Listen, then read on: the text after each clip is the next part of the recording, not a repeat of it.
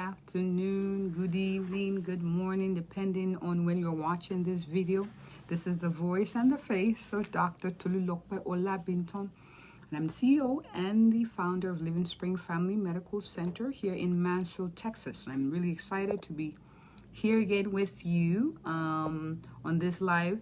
Now, I have a quick favor to ask before I bring on our guests who's slated to join us. If there are people you know who could benefit from this talk, be kind. You can tag them in this live. You can tag them actually in the comments, and you can share with them as well. So before we get our guests on, I wanted to explain why we decided to do this live. And I do that so that way we have an idea of the why. When I see our guest is here, awesome. So the reason why we decided to do this live is because, I've had quite a few patients who will come on or who will come to the clinic, and one of the biggest causes of stress or sleepless night is issues with raising a teenager. Now, of course, 30 minutes is not enough to kind of discuss ways, but we're going to make attempts to kind of address some of the issues that come up with raising teenagers. All right, so the states we're connected. Hi! How you doing? I'm good. I'm going to need you to turn your camera. You're going to turn it counterclockwise. So to this way. There we go. Oh my goodness. Nice to see you. Take care. How you doing? I'm doing good. Nice to see you. I'm honored, and thank you so much for joining us this lovely afternoon. I know it's about 7 o'clock where you are. So without further ado, because we have people watching, please kindly introduce yourself, who you are, and what you do. Hi, everybody. Thanks for having me today. I'm so honored to be live here with Dr. Olabintan. My name is Dr. Ayo Adenuga. I'm a public health physician and the founder of Action for Teens and Moms Health. So for the past 20 years and even much more, okay, I've been reaching out to teenagers, empowering parents, but generally what I love to do, what I'm passionate about is serving. What I'm passionate about is improving lives of people. And I see the need to remove the overwhelm of adolescents from mothers and to improve their parenting confidence, and also to help them to engage their teens for remarkable results. And that's what Action for Teens and Moms is all about. So apart from that, I'm a career person. I'm a mother of 3 children, 2 teenagers and a twin, and that's a preteen. And I love to serve. I'm a faith-based person, and I love to just reach out to people with my faith. Thank you. You're my kind of girl. I love it. You. Love it. I do. So interestingly enough, you were doing this before you became a mom to a teenager. Yep. Interesting. That's interesting. So here's my question: why the Action for Mom and Teen? Like how did that come about? What brought that on? Why do you do what you do? So my story started way long back, even from when I was in medical school.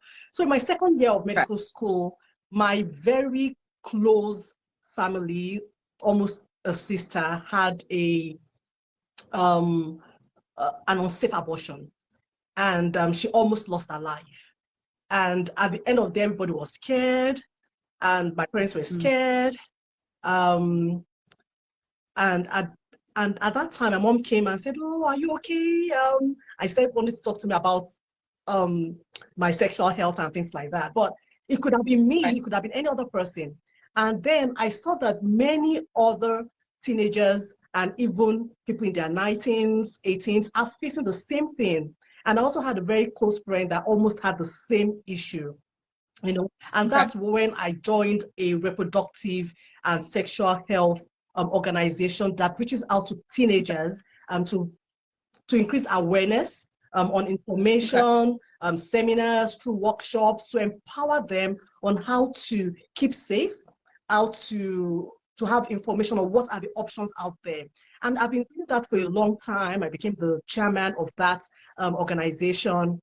I went cross country in Kano, Kaduna, Lagos, I'll be able to, Absolutely. yeah. So it started way back in pre-med school. But when I became a mother and I saw that my children were going to teenage years, I started having some challenges and they started asking some questions. Some of my friends were reaching out to me with their questions. I was like, okay, this is the time, the set time has come where I need to empower moms like myself. And most of the people are around the same age that I'm in, that have teenagers, many from 35 to about 50, and they have that age range of people between 8, 10 years to people about 18, 19. So I'm like, many Okay. people still don't know what to do, how to Okay.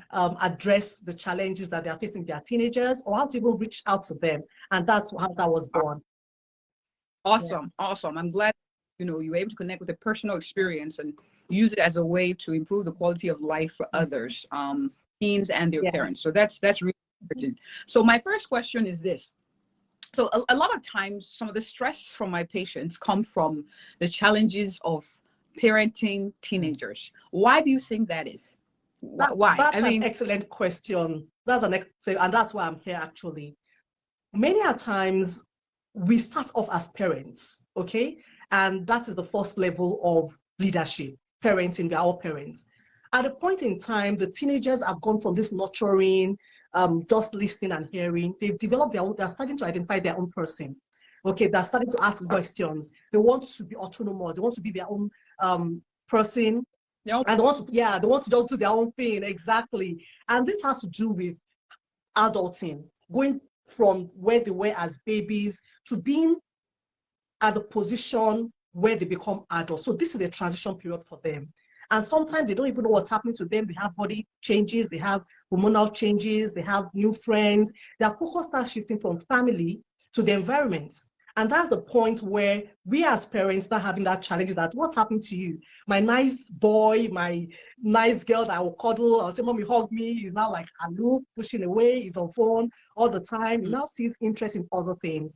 And when you say something, he asks question or she asks question, I say, why? And that's when we are like, what? I want to put our foot down. And that's why most of us, we have to shift from that initial position of level 1 leadership and say, I'm your parent, to building that relationship with them to the point whereby you can now mentor and lead them. That's what they want. They want somebody that will be their mentor and their leader. And that's the position where we need to be able to still have that influence that we seek to have in our children. So many people don't know about this, and that's why they see it as a lot of challenge, at this period. And I think also sometimes forgetting that at one point we're teenagers too, right? And then being in that phase where you're trying to you're becoming, right? You're becoming your own person. You're coming up with your personality is becoming even more formed. And there's a question as to why do I do what I do? Well, I want answers. And so I guess understanding that we were also teenagers at one point, and understanding that transitional phase and expecting it and anticipating it, I think would help. All right, so the argument is usually thrown like this, like, I remember when I was a teenager, these are the parents telling me this. I remember when I was a teenager, I remember some of the challenges I had. It was nothing like this. It was nothing like this. It's almost like the teenagers feel like, well, your kind of teenager was different from my era of being a teenager. So they find it hard to wrap their mind around the fact that my dad was a teenager, was going through the same hormonal changes that I was going through, was struggling with some of the things I was struggling. It's hard for them to relate. How do you think, how do you help parents become more relatable to their teens, even across the teenage year gap, if that makes sense? How do you help them bridge that gap? This is an excellent question.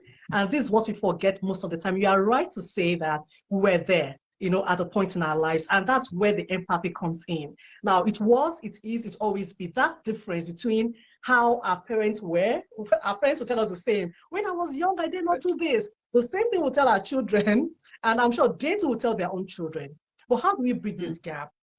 It is to bridge the gap from your parent to your friend, your mentor, your coach. So we have to move from that mindset because things are changing.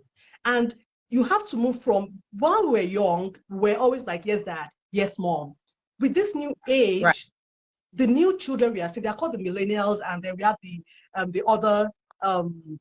the other generation, the new generation, whereby now they're tech savvy. If they don't get information from you, they'll get it from their friends. They have their teachers. They have more things backing them, either policy, government backing them, their friends. They get that validation from them. So what do we want to do as parents? We want to let them know that we're on their side. You have to remember, whose side are you on?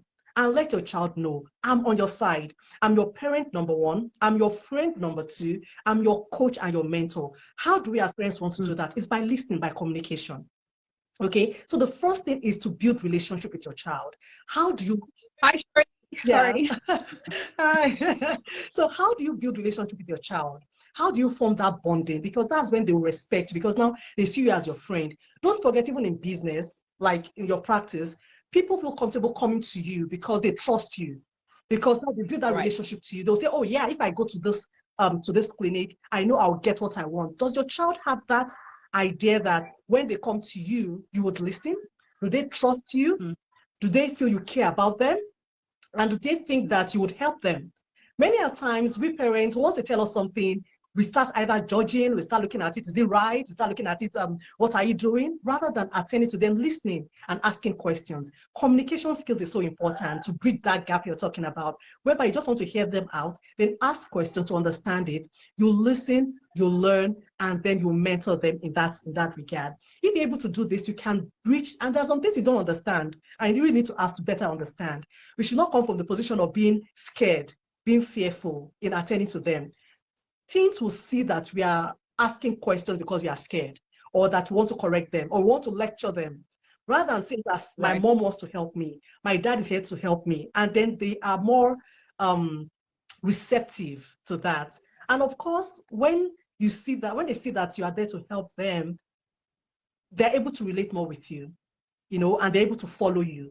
You're able to get to the point whereby when you give them advice, they listen and they say, oh yeah, mommy knows what she's talking about. You don't have to be tech savvy for your child to even listen to you. That is just it. Those are the things that a parent needs to do to bridge that gap. It's communication, relationship, and helping, serving. Okay, when you serve in the sense that, what value do you bring to your child? What does your child need? What are the passions that you're able to say, oh, I know about this, let me help you. Okay, you bring value to the child's life every day. It's an ongoing thing. Relationship building is ongoing thing. Communication is ongoing. When the child sees that you are helpful, okay, then they don't see that gap anymore. They will always come to you, and the first thing they will do is to ping you. Hey, mom, this happened to me. And you're like, what? It happened? What is that? What did you do? And they can talk more about it, rather than, it happened, come here. What did you, But so you need to be in their shoes. There's things highlighted just for the sake, because I really want people to catch a lot of what you're saying. You dropped a lot of gems here. Number one is the approach of a coach, of a mentor.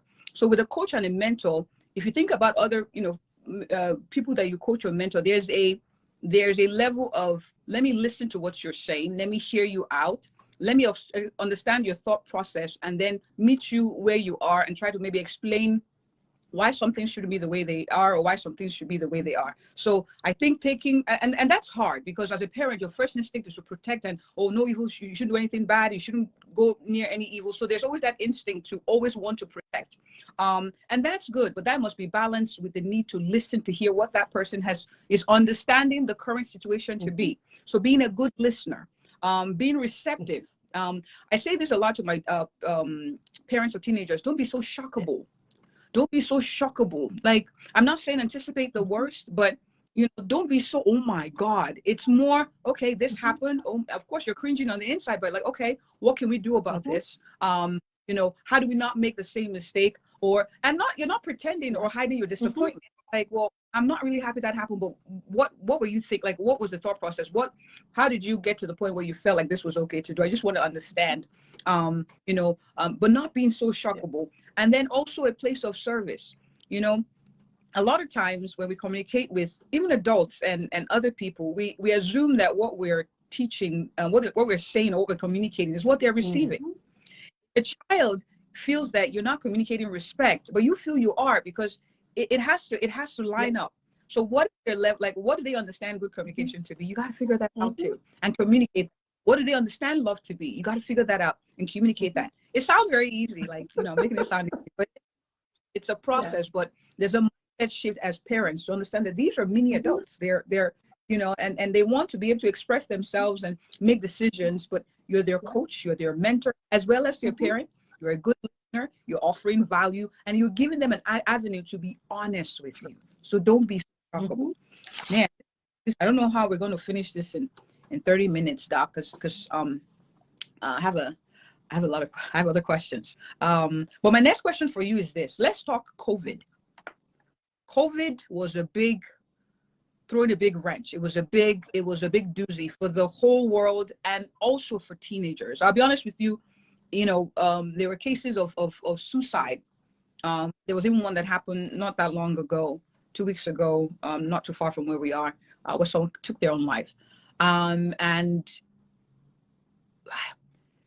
we're praying that, nothing this bad happens again, but life has a way of throwing challenges. How do you help parents, or how do you advise parents to help their teens to navigate the toughness and the difficulty of life? And that's a heavy question. But how do you advise parents to navigate this pandemic with their teens? That is a very good point you've raised. And sincerely, you hit the nail on the head. During the time of COVID, statistics and studies show that many teenagers and even parents alike went to the point of depression and some suicide. And you're right, even within my neighborhood, there was a child that did commit suicide. But what can parents do? This is where we see adaptability, and I'll quickly go into even resilience. That's when people are flexible and able to adapt to different situations around them. But we just say, resilience, being adaptable, grit, it has to do with the support system that the person has around them. It has to do with communication. It has to do with the love around. Now, many a times, some children are, they get validation from their friends, okay? They are at the point whereby they want to communicate, they want to relate with people.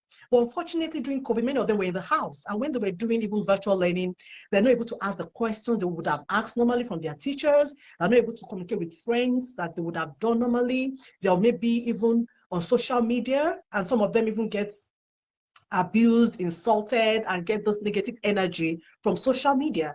What should parents do? Parents should have time for communication. They should have time for parenting. They should have time for family. This also reassures the child of the support system around them. And sometimes when you communicate, the child is able to say, this is how I feel. And you can just throw, how did your day go? Or what are you grateful for? Many a times, you see a heart of gratitude is the heart that is positive thinking. Many a times, what brings people to depression or suicide, because they can't think of the good that has come to them that day. All that seems to be around them is this cloud, this disbelief that I'm not good enough. Today has been bad. I don't have the things I want. So parents need to reach out to their children through communication. Let them see positivity in what they're able to achieve that day, even if they didn't get all right, whatever it is, and then mentor them, encourage them. It helps a lot. Show them that you love them. Let them see the value they have in themselves. What are the value you know about your child that he has inwards? Don't forget that if you don't conquer yourself inside, you can't conquer the outside. So you have to help your child to conquer the inside, the inward. And this goes to self-esteem. I know that we are really out of time a bit, but this goes to what we call self-esteem. Self-esteem, or having a low self-esteem, is whereby a person has this negative thought that they are not good enough.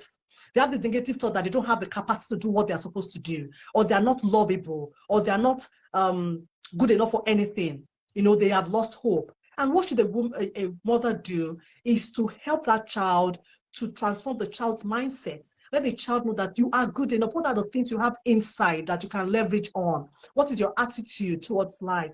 You have to bring them from this point of negativity to positivity by reaffirming who they are every day. So it has to do with the inside, and the support system is so important. Even you see people that have gone to war, their children sometimes even commit suicide because they feel their parents are not loving them. The divorce rate has increased tremendously, and some children will feel that it's because of me that my children are divorced. And because of that, that during the COVID, there was a lot of divorce rates, like it increased. Yeah. These are also the negative impact of the COVID, apart from the fact that even financially, some parents went down. So what can parents do? Reaffirm the love, reaffirm who they have inside, reaffirm their identity, and this really does help. Yeah. Man, you dropped a lot. Dropped a lot. And but there were so many things you pointed, and I wanted to highlight a few things. You know, sometimes it sounds like there's more and more to do as a parent. There's more and more to do as a parent. Like, where's the time? You're busy. But sometimes it's seizing the moments. Seizing the moment. So a conversation can happen. A word is said that's discouraging. That's a time to use words of affirmation to encourage your team. One of the things I also tend to encourage is to have dinner together. Eat one meal together with your child and have conversation. Yes, they're moody. They don't want to talk, but have conversation. How was your day? What was good about today? What was bad about today? Is there anything that I can do to help you feel better? I also talked about like WhatsApp or family chat groups. You know, I have parents, I say, you know, have a chat group, like, hey, like, let's do a check-in. How's everybody doing? You know, make it fun. Do video, emoticon videos. Like, hey, just check out. They love you. I just want to tell you, you're awesome. They may brush it off like, oh, please, you're just saying that, oh man, you're weird. Or they could say that, oh, why are you acting strange? Or mommy, stop being all gushy. They carry weight. So do it.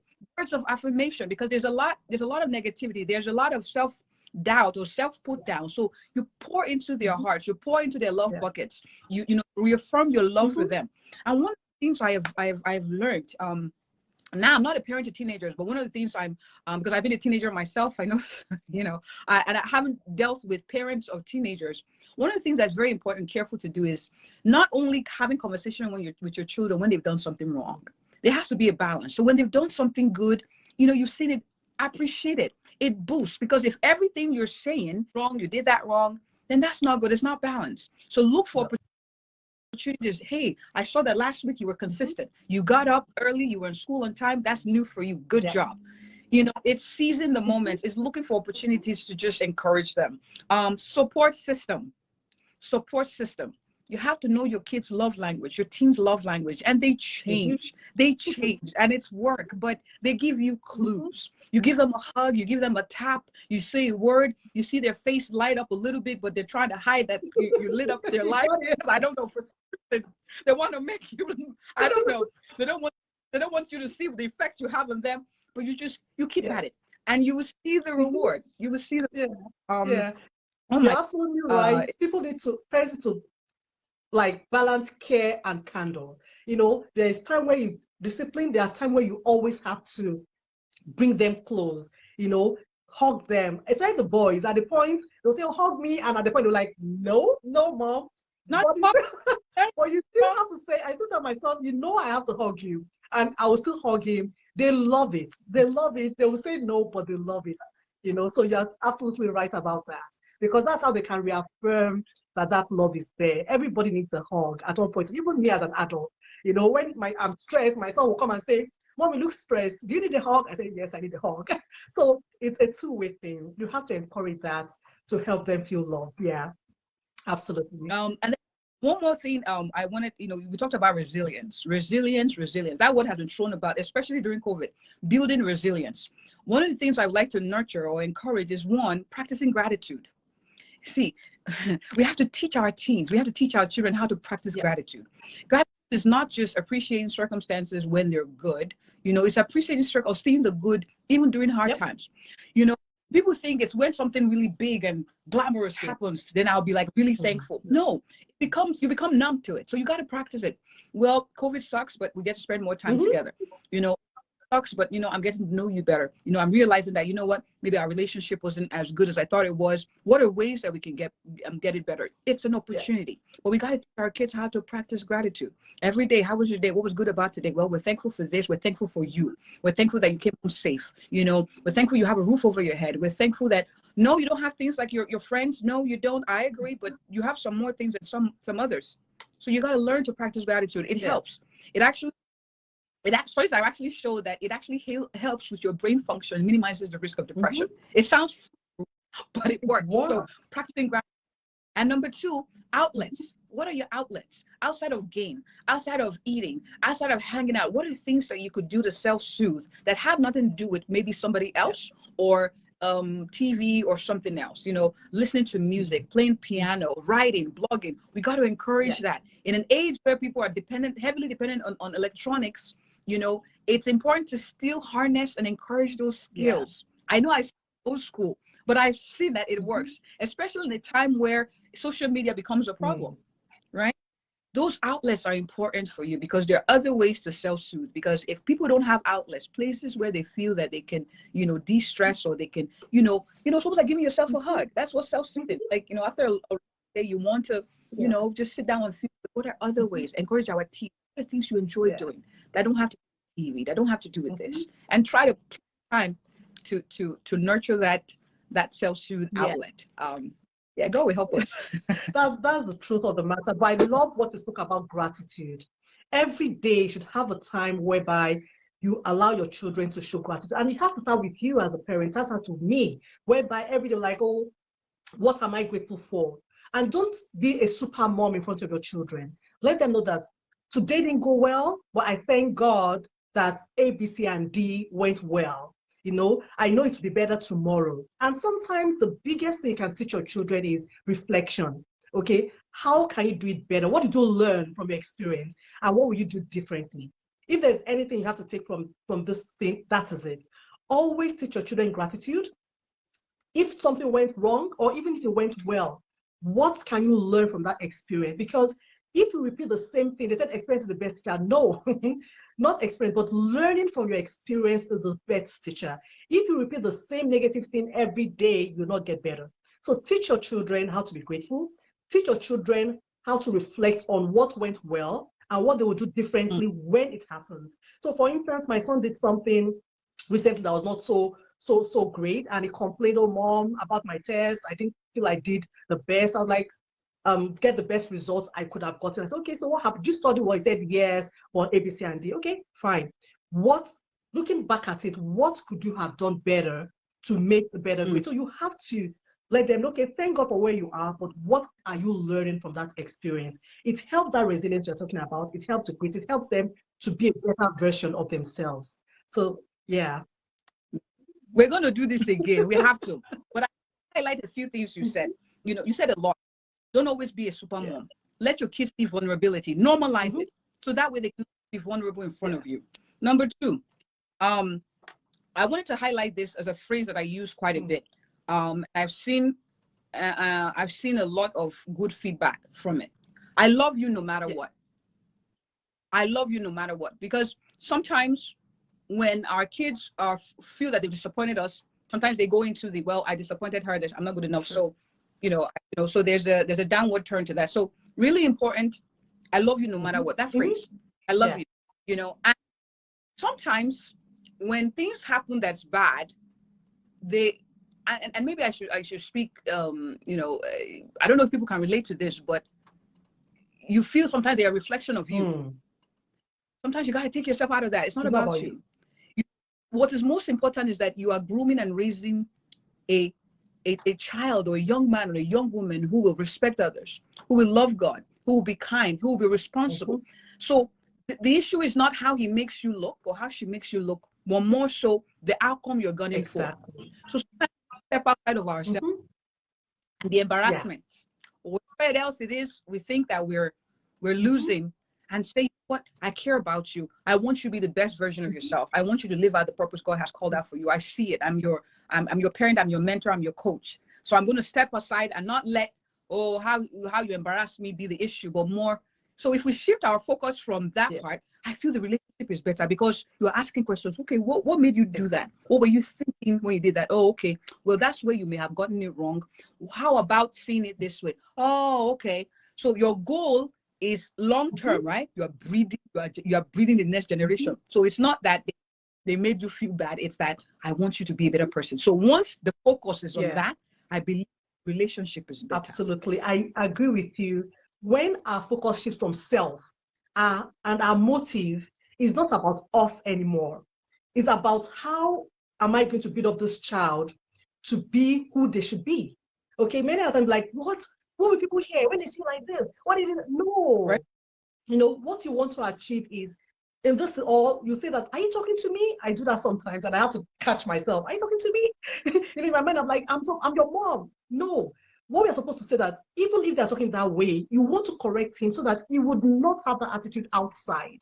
okay? It's going to be in the outside world with friends, with teachers, with the co-workers, or even with his employees.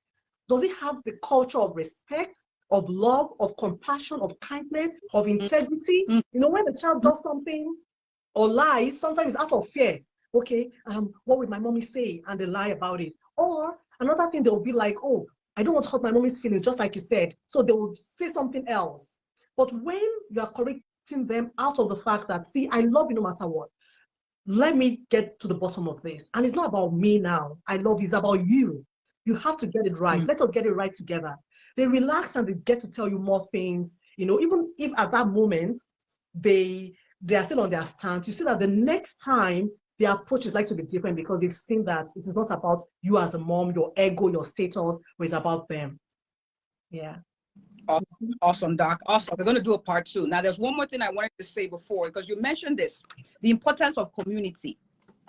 You know, I would love, and I'm praying and trusting, you know, that ideally would love to be the mentor for your child, maybe the major mentor, but you got to also build a community. So don't be afraid to encourage certain relationships, knowing that they are positive influences.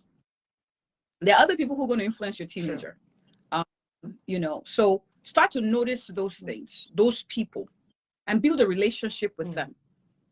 You know, get to know them more. Are your values aligned? Right? Your values aligned, you encourage those things. So that way, even if they would not hear the positivity and the encouragement from you as the parent, they will hear it from their community. Sure. So that is very, very important. When COVID hit, you know, a lot of people were isolated and there was a loss of community. And it was maybe their main community was school and just the parent.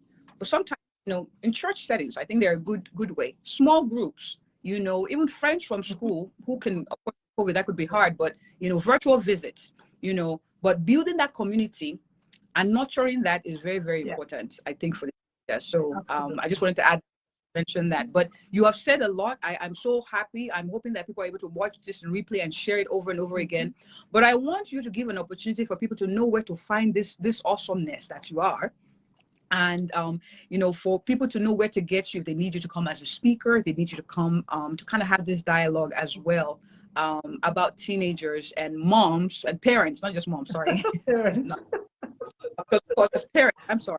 So where can people find you? Where can people find you? Thank you so much. The truth is, many parents, like you say, either don't know how to coach or parent or mentor their teens, and there's a technique to it. You can always find me on YouTube. I have a lot of videos that I've released. It's still Dr. Ayo Adenuga. Okay, you can find me there. You could DM me or send me an email on Dr. Ayo Adenuga, dradenuga8@gmail.com, or even on Instagram. You could reach me through that, all those avenues, and I'll be very happy to come into your community to empower you and work with you to be able to engage your teens, you know, to be the best version of themselves. Exactly. It takes a village. It takes a village. Thank you so much, Dr. Adenuga, for coming. What I'm going to do after this live, once the video is downloaded, I'll put links to where people can find you so they're able to reach you. Thank you again. I'm honored to have you on. So this has been a very nice time. I really did enjoy it. Thank you. And thanks to everybody out there that you're alive today. Yeah. All right, that's it. Thank you all for watching. Please share with as many people as you think, you know, this would be a blessing to. It's good to be share. It's good to be kind. But this, we're going to wrap it up now. This is the voice of Dr. Tolulope Olabintan of Livingspring Family Medical Center. If you or anyone you know is looking for a family physician in the Mansfield, Texas area who's caring, thorough, passionate, and loves God, I am she. You have a good one. Bye then. Cheers.